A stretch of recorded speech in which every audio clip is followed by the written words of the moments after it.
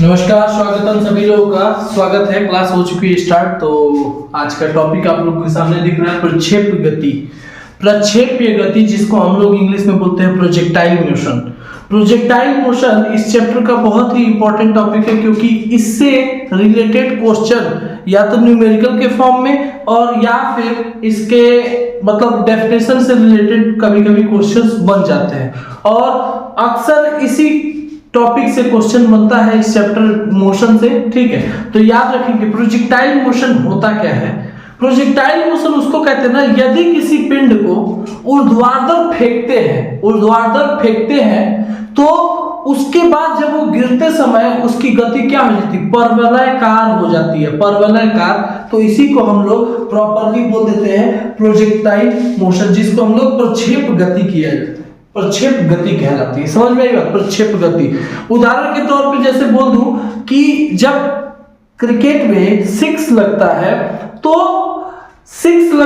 जब दर्शकों के बीच में गेंद गिरती है तो सिक्स ऐसे बॉल जाती है और ऐसे गिरती है, तो वहां पे उसका जो मोशन होता है वो परवलयाकार का होता है। परवलयाकार का, तो वो गति क्या कहलाती है? वो प्रक्षेप्य गति कहलाती है। ठीक है। दूसरी चीज, भाला फेंकने पर जो भाला होता है उसको जब फेंका जाता है तो वो गिरते समय ऐसे गिरता है, ना कि तुरंत गिरता है, वो परवलयाकार होकर गिरता है, तो वो भी एक प्रक्षेप गति यानी कि प्रोजेक्टाइल मोशन का उदाहरण हो गया।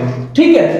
अब इसके फॉर्मूला एक बनता है अधिकतम ऊंचाई, मैक्सिमम हाइट। मैक्सिमम हाइट के लिए इसका फॉर्मूला होता है h = μ² sin² theta upon 2g। Theta की वैल्यू, अब देखो अधिकतम ऊंचाई मैक्सिमम हाइट प्राप्त करनी है तो थीटा की वैल्यू 90 डिग्री होनी चाहिए। थीटा की वैल्यू क्या होनी चाहिए? 90 डिग्री। तो वहां पे मैक्सिमम हाइट मिलेगा। ठीक है। 90 डिग्री मतलब साइन की वैल्यू 1 हो जाएगी, तो वहां पे समझ में आई बात? मतलब कि सीधा यहीं पे उठ जाए सीधा, तो उसको हम लोग वहां पे ये अगर अधिकतम मैक्सिमम हाइट चाहिए तो हम इस फॉर्मूले से ला सकते हैं। बात करते हैं इसके सेकंड फॉर्मूला यानी कि रेंज, परास जिसको बोलते हैं। रेंज मतलब समझ रहे हो कि वो कितनी दूरी कवर किया, तो उसके लिए फॉर्मूला रहेगा R means range equals to u² sin 2 theta upon 2g। अब देखो आप लोगों को पता होना चाहिए कि यहां पे मैक्सिमम रेंज पाने के लिए क्या होगा थीटा की वैल्यू, मतलब किस एंगल पे सबसे ज्यादा रेंज मिलेगा, किस एंगल पे। आप यहां पे ऐसा क्या रखो कि इसकी वैल्यू 1 हो जाए। 2 थीटा दिया है, तो अगर हमें मैक्सिमम अधिकतम परास चाहिए तो थीटा की वैल्यू 45 डिग्री रखेंगे, क्योंकि sin 45 का मान 1/√2 होता है। तो आप कहोगे कि सर 45 क्यों, 90 डिग्री रखिए। 90 रखते जब यहाँ पे 2 थीटा नहीं दिया था। अगर हम थीटा की जगह पे 45 रखेंगे तो ये 45 × 2 90 डिग्री बन जाएगा। तो u² = sin 90 अपॉन में 2g। sin 90 की वैल्यू 1 हो जाएगी, तो u² 2g। ये r मैक्स यानी कि रेंज मैक्स यानी कि आप लोग बहुत बार इसे सुने होंगे कि या तो भाले को फेंक रहे हो या फिर क्रिकेटिंग शॉट मार रहे हो, तो कोशिश करो कि आप जब बॉल को मार रहे हो या भाले को फेंक रहे हो तो वहां पे जो एंगल बने वो 45 डिग्री का बने। वो कितने का? 45 डिग्री का, क्योंकि अधिकतम रेंज प्राप्त करने के लिए, ज्यादा दूरी प्राप्त करने के लिए आपकी थीटा की वैल्यू अगर 45 डिग्री होगी तो सबसे अधिक रेंज मिलेगा इस चीज का। इस फॉर्मूले से यही निकलता है। ठीक है। तीसरा फॉर्मूला आता है आपका उड्डयन काल मींस टाइम ऑफ फ्लाइट मतलब कितनी देर वो हवा में उड़ा है वो टाइम निकालने के लिए, कितनी देर वो हवा में उड़ा है वो टाइम निकालने के लिए ये formula t = 2u sin theta upon g। 2u sin theta upon g, इस फॉर्मूले से हम लोग उड्डयन काल निकाल लेंगे। ठीक है। अब आगे का टॉपिक हम लोगों का रहेगा, तो अब इसका अगला टॉपिक होगा हम लोगों का वृत्तीय गति। क्या होगा? वृत्तीय गति, यानी कि सर्कुलर मोशन। वृत्तीय गति क्या होता है? वृत्तीय गति, यदि कोई वस्तु किसी वृत्ताकार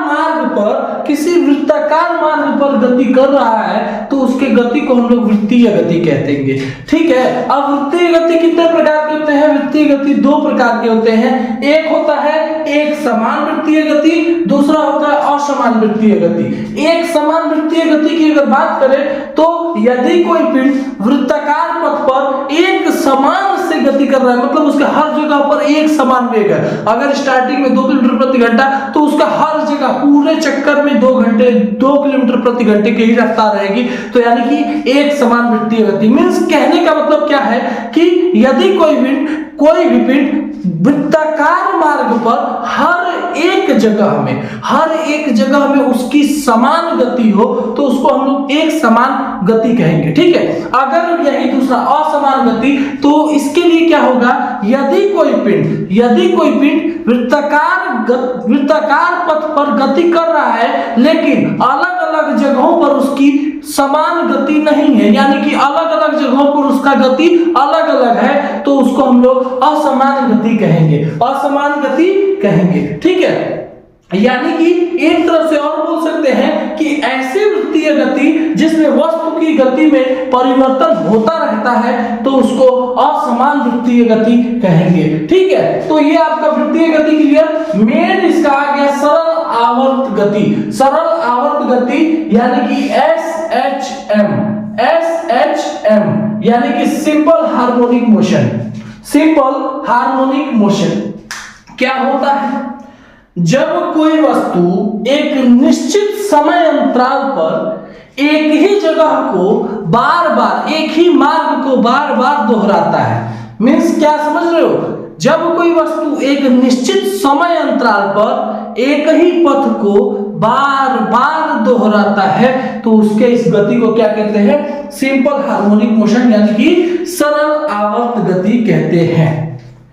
एग्जाम्पल के तौर पे जैसे घड़ी का पेंडुलम देखे हो, घड़ी का पेंडुलम, लोलक जिसको बोलते हैं, घड़ी का लोलक ऐसे सीधा रहता है, पहले इधर गया फिर इधर गया, मतलब कि उसी गति को बार बार दोहराता है, तो वो गति क्या हो गई? सरल आवर्त गति हो गई। अब एक चीज बता देते हैं, पेंडुलम जैसे ये है ना, ये यहां से यहां गया, फिर यहां से यहां आया, फिर यहां तक आया, मतलब यहां से स्टार्ट हुआ, ऐसे गया और ऐसे। मींस जहां से स्टार्ट हुआ वहां से राइट गया, फिर लेफ्ट गया, और जहां स्टार्ट हुआ वहां तक आने में उसके एक दोलन कहलाता है। क्या कहलाता है? एक दोलन कहलाता है, उसको दोलन कहलाता है। ठीक है। अब एक बात बताओ कि सरल आवर्त गति के कुछ पॉइंट्स हैं जिसको मुझको ध्यान दें। आवर्त काल क्या होता है? आवर्त काल, तो आवर्त काल क्या होता है? कोई भी कण एक कंपन पूरा करने में जितना समय लेता है उसको उसका आवर्त काल कहते हैं। मींस समझ रहे हो कि हमारा पेंडुलम जैसे यहाँ पे सीधा है, ठीक है, एक बार इधर गया, फिर यहाँ पे आ गया, मींस यहीं से स्टार्ट हुआ तो इधर गया था, फिर इधर गया, फिर यहाँ पे आ गया। मींस ये इसका जितना टाइम लगा इतना करने में वही उसका आवर्त काल हो गया। आवर्त काल को हम लोग टी से व्यक्त करते हैं और इसका मात्रक होता है सेकंड। ठीक है। अब उसके बाद से आवृत्ति यानी कि फ्रीक्वेंसी क्या होती है? तो किसी कण या पेंडुलम या फिर किसी भी चीज के द्वारा प्रति एकांक समय में किए गए दोलनों की संख्या को ही उसकी फ्रीक्वेंसी कहते हैं। मींस समझ रहे हो? मान लो कि कोई भी मान लो कि एक रस्सी में यहाँ पे पत्थर लटकाया गया, उसको ऐसे छोड़ा गया। मींस अगर मान लो कि वो 1 सेकंड में एक बार इधर गया, फिर यहाँ आया, फिर यहाँ गया, फिर यहाँ आया, मींस 1 सेकंड में 2 दोलन किया, तो उसकी आवृत्ति क्या हो गई? 2 दोलन प्रति सेकंड। मतलब समझ गए कि प्रति एकांक समय में पूर्ण किए गए दोलनों की संख्या को ही क्या कहते हैं? आवृत्ति यानी कि फ्रीक्वेंसी कहते हैं। और इसका फॉर्मूला होता है, आवृत्ति को हम लोग कहीं कहीं n से डिनोट करते हैं और कहीं कहीं f से डिनोट करते हैं। तो आवृत्ति n/f इसलिए लिख दिया हूं कि n से भी और f से भी। Is equal to 1/t, 1/t, यानी कि 1/ आवर्तकाल। आवृत्ति m की वैल्यू या f की वैल्यू निकालने के लिए हम लोग 1/t करते हैं, तो ये आवृत्ति निकल जाता है। ठीक है, आवृत्ति का मात्रक क्या होता है? आवृत्ति का मात्रक या तो हर्ट्ज होता है, हर्ट्ज जो होता है इसका आवृत्ति का मात्रक, या फिर प्रति सेकंड भी इसका होता है। क्या?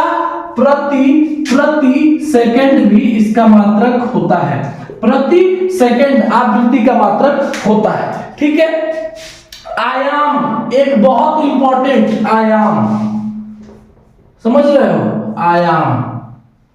आयाम क्या होता है? एम्पलीट्यूड कोई बताएगा? तो एम्पलीट्यूड क्या होता है? एम्पलीट्यूड होता है, एम्पलीट्यूड को सबसे पहले तो मैं बता दूं कि ए से डिनोट किया जाता है, ए से डिनोट किया जाता है। और इसका डेफिनेशन के तौर पे बता दूं कि सरल आवर्त गति करते हुए कण द्वारा एक ओर में किए गए सबसे अधिकतम विस्थापन को ही कहते हैं क्या? आयाम, एम्पलीट्यूड कहते हैं। समझ में आएगा? सरल आवर्त गति करते हुए किसी कण द्वारा एक ओर का अधिकतम विस्थापन ही क्या कहलाता है? उसका आयाम कहलाता है। मीन सपोज दैट कि 1 सेकेंड, थोड़ी सी जगह देखो, यहां पर समझो, ये साइनोसीडल।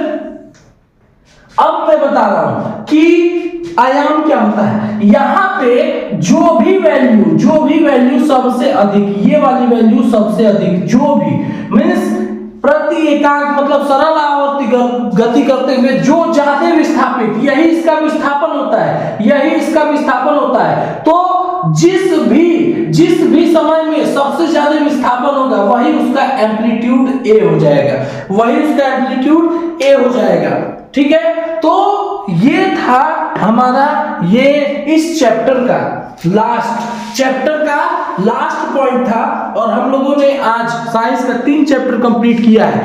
बल एवं गति चैप्टर आज हम लोगों ने कंप्लीट किया है, और अगले चैप्टर में हम लोग स्टार्ट करेंगे ग्रेविटेशन को, यानी कि गुरुत्वाकर्षण को स्टार्ट करेंगे।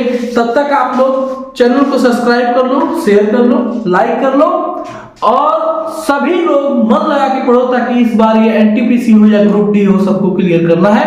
धन्यवाद, जय हिंद, जय भारत, आप सभी का दिन शुभ हो। Thank you.